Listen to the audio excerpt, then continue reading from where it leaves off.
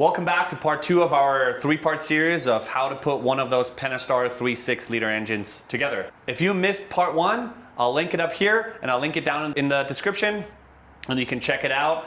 In part 1 we assembled the cylinder head and now we're ready to assemble the short block and get the block ready for final assembly. And if you haven't done it already, hit the subscribe button to follow along. There's gonna be some things I'll go into more detail and some things where I won't go too far into detail. However, if you would like to see more detail for one of the things, I'm gonna be making more of those videos in the future and I can always add specific parts of the process. Just let me know in the comments if you wanna see something a little bit more detailed or have any questions about how to do something more in detail. If this is the first video you're seeing of me, welcome to my channel. I'm glad to have you here. If you haven't watched part 1, I want to remind you that I'm assembling multiple different engines that are assembled in stages. So if you see different piston colors or something like this, we didn't have enough time to fill the whole process as I'm doing it on one engine. So I had to prepare different blocks in different stages. So if you notice that I'm using a different block to do a certain step, don't be worried, we're just doing this for time savings. So this engine, we got back from the machine shop. It got bored and honed 20 thousandths over with brand new pistons. The decks got resurfaced and let's get ready to get this put together. We already did our final clean, our final wash. And the first step now after our final wash is to double check the machining work that we got back. Most importantly, I want to know if my piston to wall clearance is exactly what I specified. I asked the machine shop to give me 1.5 thousandths piston to wall clearance and if our machine deck surfaces are flat and true.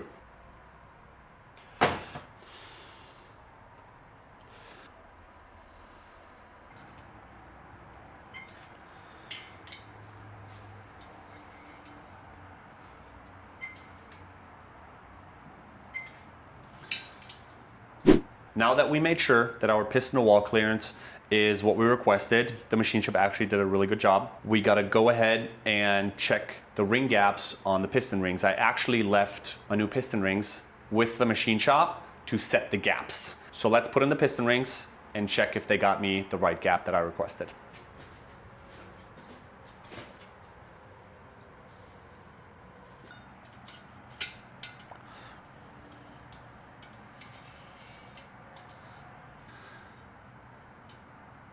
So we now checked our piston rings, first ring and second ring specifically, and the machine shop set it to exactly what we asked for, which is great.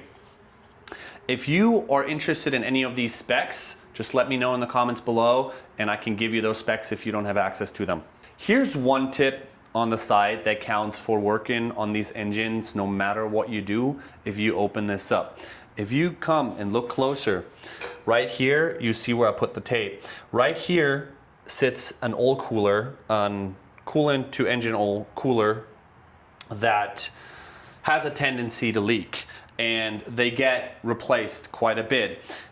The problem is that this hole is the high pressure, the filtered high pressure oil that goes down into the engine, into the galley plug and supplies the entire engine with oil. We do not want any debris, dirt, chips, anything to go down in here because if you do, you can mess up the engine within the first startup. So whenever you're working on this engine and you're opening this hole up, make sure you put a plug in or cover it up so there's nothing that can go down in this hole because this is fresh filtered oil and there should ever only be fresh filtered oil down in this hole. Very important. Same as on the cylinder head, we're gonna check and make sure our cylinder head gasket surface are flat and true and we don't have any issues there. Follow the same procedure. A 1/1000th feeler gauge, straight edge, and we're doing one side, just very light pressure in the center. Specifically make sure you get all the open deck cylinder spots. Perfect.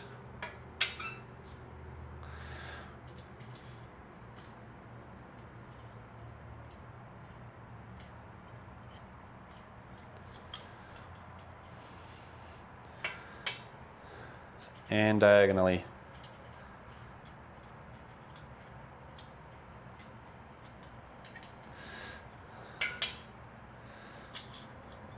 Wonderful.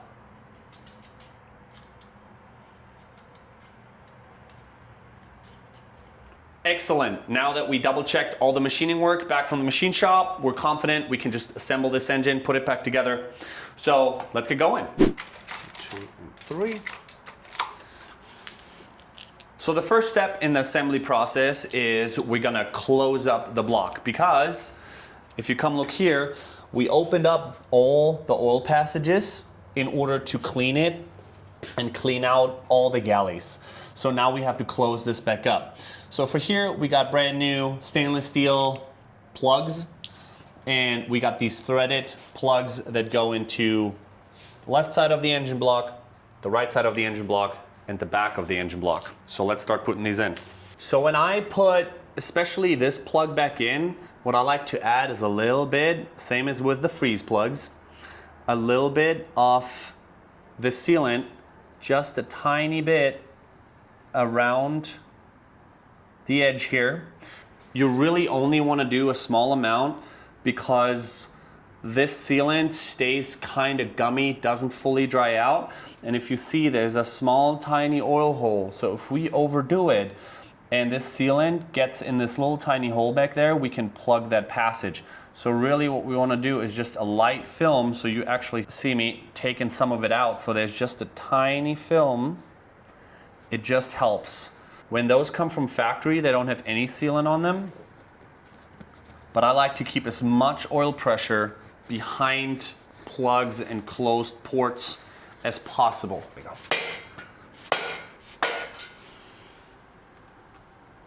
Okay. Excellent news.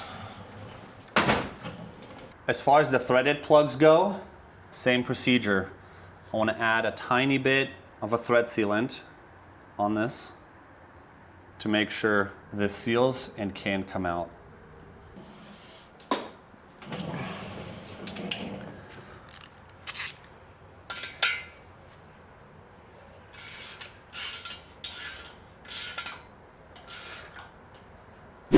Now that we closed up the block with all the plugs, all the galley plugs, we're now ready to start assembling the rotating assembly and putting the crankshaft in. But before we do that, we can't forget one really important piece, and that is the oil squirters. If you remember on my previous video where I take one apart, this is the last thing that comes out, and therefore is the first thing that goes back in. If you forget these, you will have no oil pressure, and this engine will self-destruct within minutes.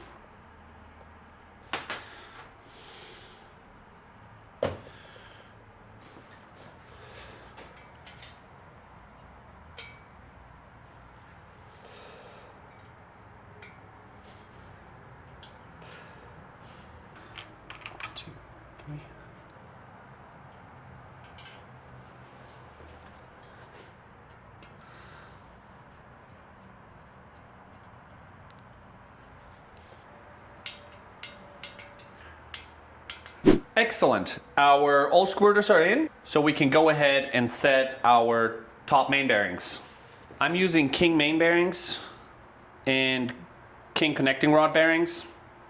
King's a really good brand. They've been making bearings for a long time and are really trustworthy. These are standard bearings. The crankshaft didn't need to be ground and the block didn't need to be line bored. So therefore, generally speaking, I trust those bearings, but I still like to, just for safety, plastic gauge them and make sure my bearing clearances are good, simply because if I spend 20 extra minutes there, that in the 1 in 1,000 off chance will save me from pulling this engine out again, I will do that. Okay, if you look at it, you might wonder why I didn't put any assembly grease in the bearings. That is because I want to plastic gauge it, and with plastic gauge, you're not supposed to have any grease on the top or the bottom, so you get an accurate reading. We want to set it to where none of the holes for lubrication is in the spot where the plastic gauge goes. So there's a lot of hate on the internet for plastic gauge, and people are saying you should be measuring the bores, which I fully agree with, and I actually do both. I measure the bores with the bearings in and make sure my clearance is good this way. However, I still like to just throw some plastic gauge in this just to make sure. For some reason, this gives me a better feeling, and I definitely know that in fully assembled position, everything's good and all the clearances are there.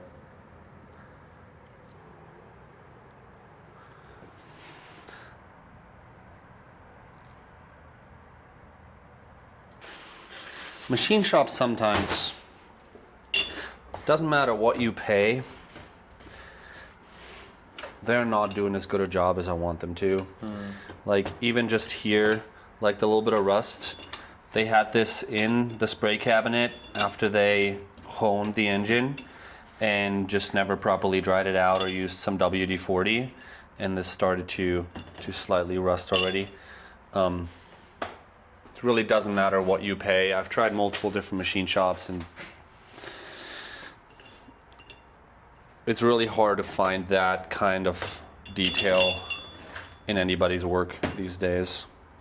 If anybody out there knows of a machine shop in Utah that pays that level of attention to where I don't get stuff back with flash rust on it, leave a comment down below. I would love to check them out.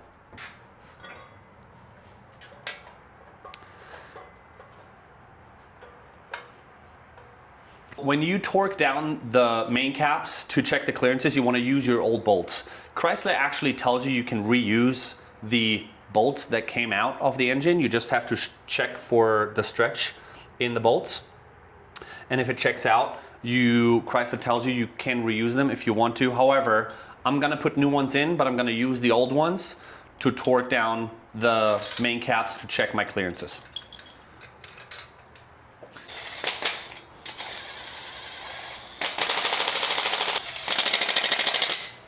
This is the lowest setting on this little impact, quarter-inch impact gun, which doesn't even get the bolts to 10 foot-pounds, which is less than the spec than the first round of torquing these down. So please don't get mad at me for using a gun on those.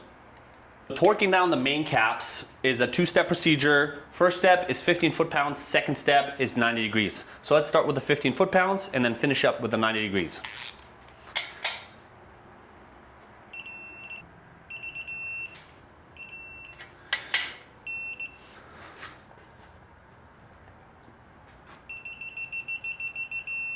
So now that we torqued it, we're just gonna remove it all back out to check our plastic gauge clearances.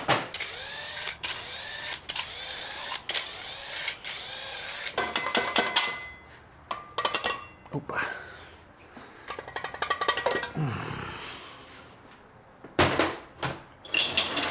If you look close here, the plastic gauge got squished to about 1/1000th of an inch. Minimum clearance is a 9/10 of a thousandth, so we're definitely in.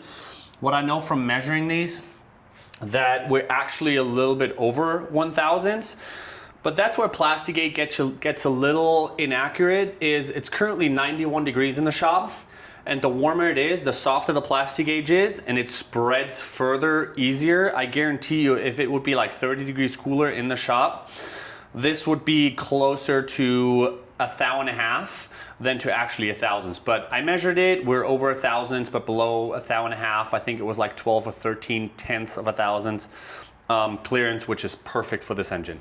We've taken the crankshaft back out and the main caps back off. What we don't want to forget now is our thrust bearings. Thrust bearings sit on the second cam journal from the front.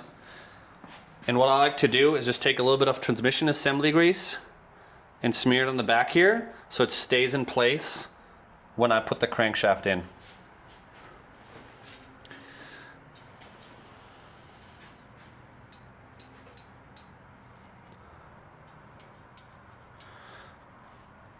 Now we can go ahead and assemble everything with assembly grease. If you want to know what I use, leave me a comment.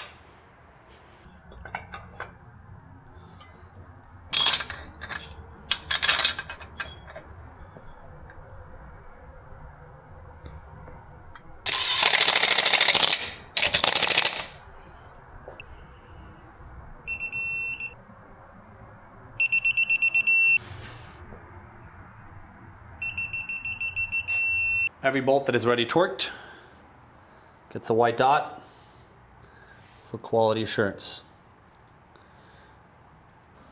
Oh, excellent.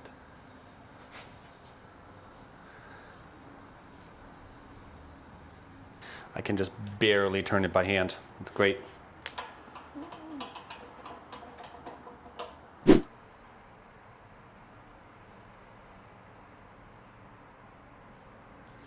Okay.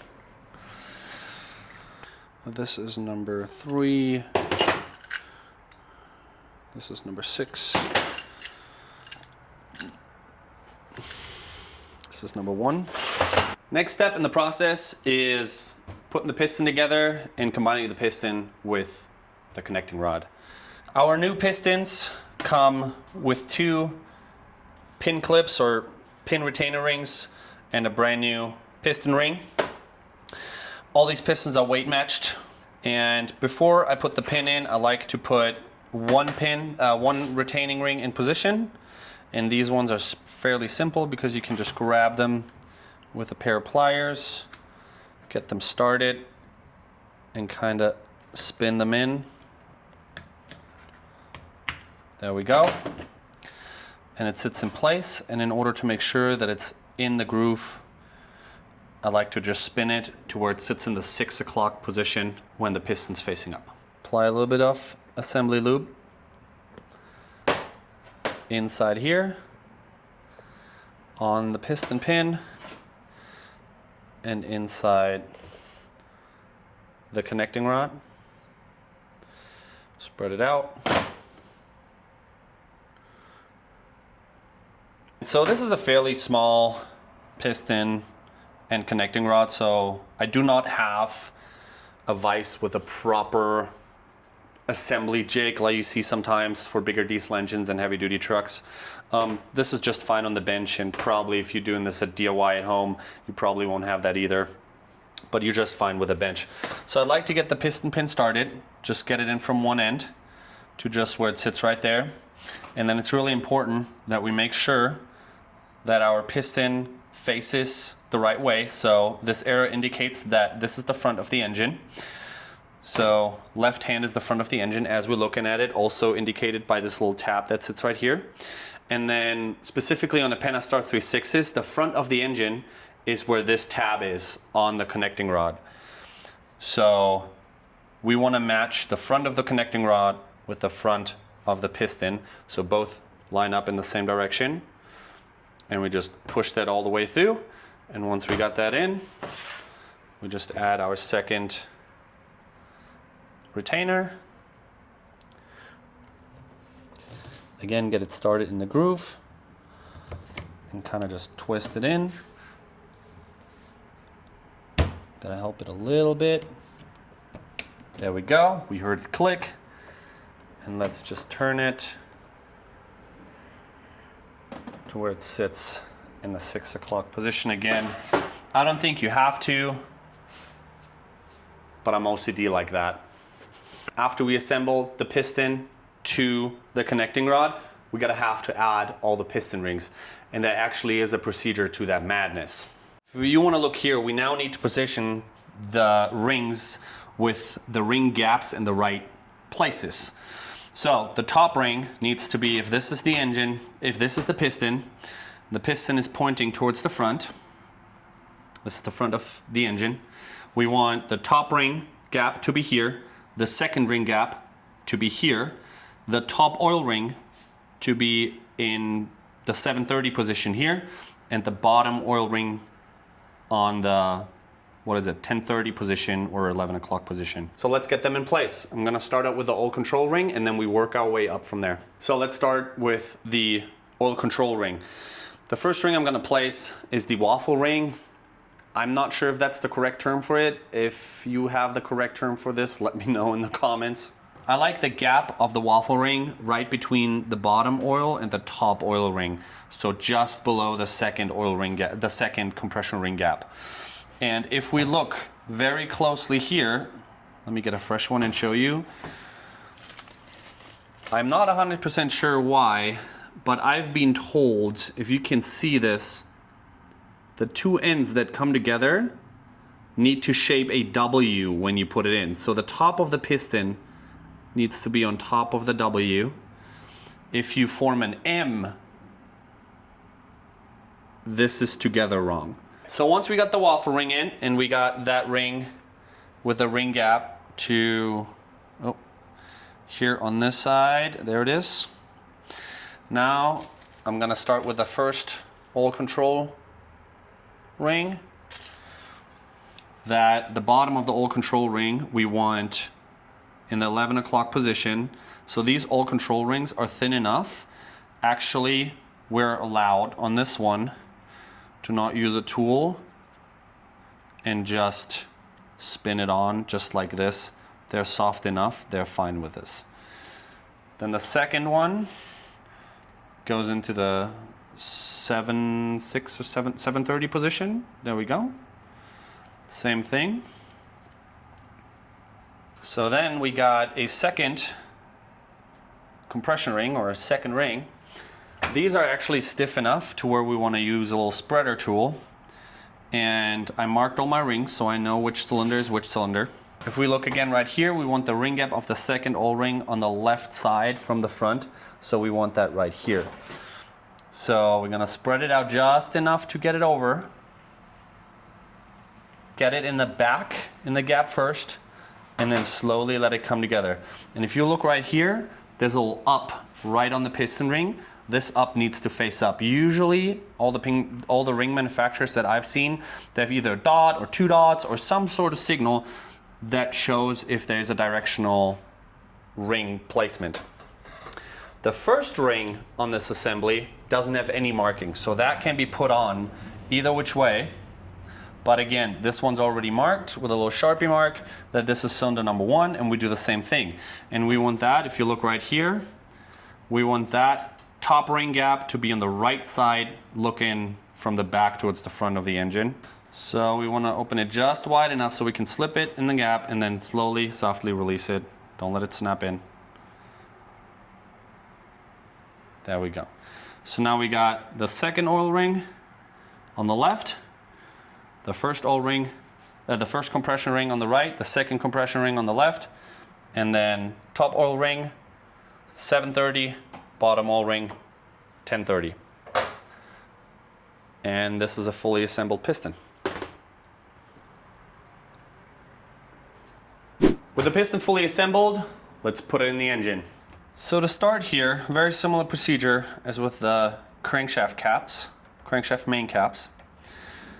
We're taking this connecting rod apart and taking the rod cap off, placing the bearings, and then we're gonna put the piston in and use plastic gauge to double check our clearances. Excellent.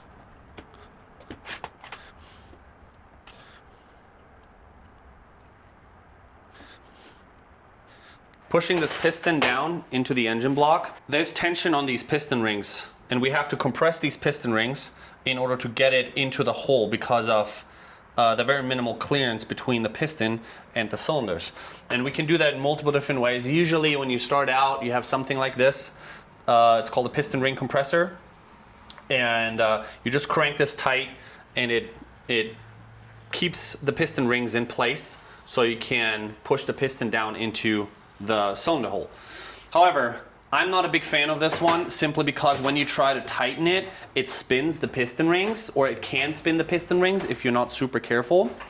So since I'm only doing one engine and one engine only, and that is the only size I'll ever need, I have 3 different sizes for this engine, which is the standard size if I just do a re-ring. Then I have a 20 over and a 30 over. I never go over 30 thousandths over. In that case, it should be sleeved, in my opinion, especially for these engines, because the cylinder sleeve is it's not too thin, but it gets a little bit too thin for my taste, and the blocks are cheap enough. If I have to sleeve it 30 over or more than 30 over, then I usually scrap the block. So I only go 30 over, but I have my tapered piston ring compressor to make my job a little easier and keep the piston rings in place. Before we slide this piston down in the cylinder hole, we want to make sure the cylinder is perfectly clean and there's nothing in here. And then we want to put a light coat of some fresh engine oil on it. Just wipe it around to have some first initial lubrication for the rings and the piston skirts, so we won't have metal on metal anywhere. You can also use assembly lube here. I like oil. It does the job just fine. Same for the piston. We just oil the rings and the skirts. Put a nice healthy amount of oil on here. I kind of just work it down in there. From the other side, see how easy those piston rings move? I'm just making sure everything gets a drink there. Exactly, just making sure everything gets watered in this heat. Temperature in the shop right now is 93 degrees, not for the lighthearted, I tell you that. And then I put a tiny bit into the tapered piston ring compressor. So now that everything is lubed up, we're gonna feed this through. Make sure the piston rings don't spin on us. And since it's tapered, the piston ring gets pushed into just the right position. And I like to push it all the way down to where it is almost flush with the bottom. So now I can use the skirts as a guide. So this is assembly number 1, which we're gonna place in here nice and easy. We don't wanna score or scratch anything up. Should slide in just like that. And then I'm gonna make sure that it's square. You're gonna take the bottom of just a regular size hammer, and let's hope this goes in on the first one without a little hick. And assertive, but don't break the piston. And that's it. And first piston's in. I usually put 2 pistons in at once before I turn it around, but we're running a little short on time, so I'm gonna show you the finishing process of putting the cap on, measuring the clearance, and do the final assembly and torque on just this one piston. All right, so now we're just gonna push the piston all the way up into place. So remember, this is completely dry right now. There's no lubrication on it because we wanna measure clearance first, and we wanna do that without any lubrication. Okay, so we're using the same process as we did on the main caps. Get some fresh Plastigauge. Oop, there we go. And this is sometimes a little tedious, but place it about in the middle. We take our connecting rod cap. There we go. Remember, this little tab should point towards the front of the engine. And then our crack marks line up. And then same as with the main bearing caps, we're gonna use the old bolts that came out to do this clearance measurement, and then on the final assembly, we're gonna use new bolts and torque them to spec. So you've been seeing me add a little dab of assembly grease to those bolts right under the heads. You don't see me use that on the threads, you only see me use it under the heads. The reason is I don't want the surface, the flanged surface under the head to just dry rub against whatever surface is tightening against, simply because the metal can bind up and super score itself in, and that will distort your torque measurement. I like to have a little bit of lubrication there so I don't, in the process of torquing it, score that up. Okay, so our Plastigauge is in. This also has a 2-stage torquing procedure. First, it gets a torque.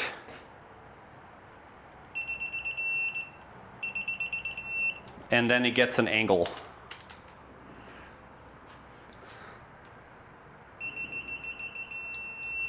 And these 2 bolts specifically are torque to yield. So on the second stage, which is 90 degrees, after about 75 degrees, I can tell how gummy the bolt gets. And from 75 to 90 degrees, you can definitely tell you're deforming the bolt, which a torque to yield bolt is meant to do that. That's why we want to replace them, because we're definitely permanently deforming the bolt. So this is torque to spec. Let's open this back up, check our Plastigauge, and do the final assembly. All right, so there's our Plastigauge. So let's double check that. It's more than 1,000. It's slightly more than 1 1/2 thou, which is also great. Minimum spec on this is 9/10 of a thousandths. So having 1 1/2 thou is pretty perfect. I think maximum is 2 thousandths. So that's a really acceptable clearance there. For all of you asking how I clean this plastic gauge, actually regular gasoline works the absolute best, and believe it or not, works better than brake cleaner. So I just take some regular gasoline on a rag and just wipe this right off. Comes right off. So we checked our clearances, and the clearance is good on this connecting rod. And what I'm gonna do is I push it back down a ways, get the crankshaft a little bit out of the way, and now I'll go ahead and take a little chemical brush, put some assembly lube on it, hold it down here, and just apply it with the brush. So now we got some grease on, so that way I don't have to pull the whole piston back out. Push it all the way back up. There we go. Sits great. Take our connecting rod cap, apply ample amount of assembly grease, place it back together, and we're using 2 brand new bolts. Little dab under the flanges, torque, angle. To finish it up, we have given this final torque. And that's 1 piston assembled and ready to go. Now we're gonna repeat that procedure for the rest of the 6 pistons, connecting rods, and cylinders till we have all this together. Let's jump forward to a block that I've ready to go to finish this section of the video.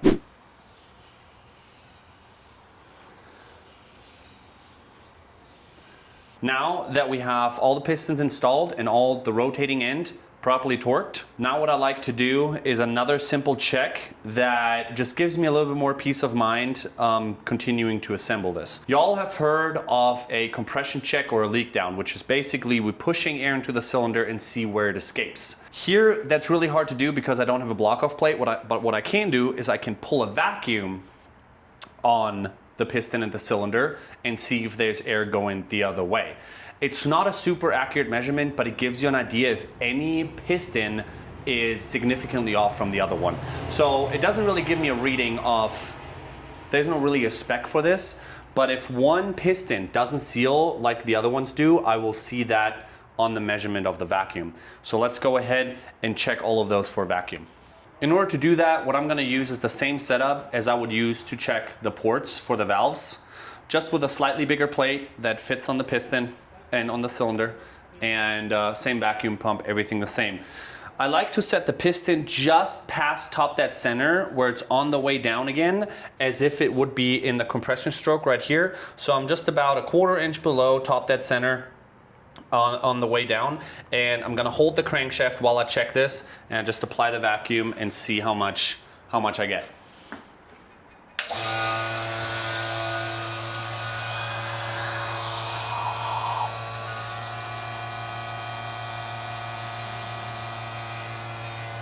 So we're just getting a little over -70 kilopascal, and now I'm gonna see if that's the same for all the other cylinders. Just over 70, 75, that's good. Pass top dead center. Oh, this is just under 70. This is just about 70. This is just over 70.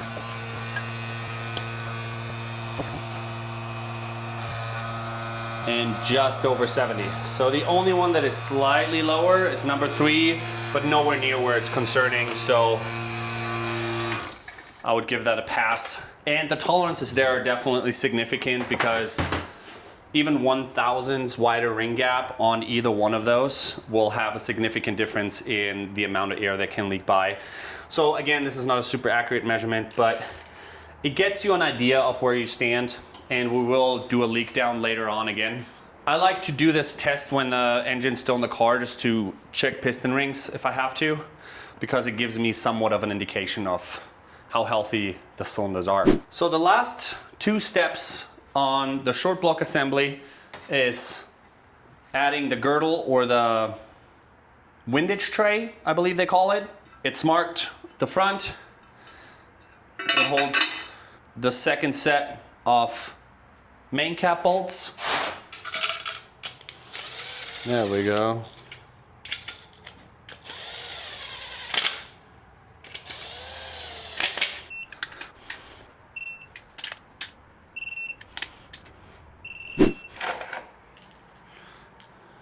Last step, side bolts for the main caps. There's 7 longer ones and 1 shorter one. And the shorter one goes on the passenger side and the third from the front.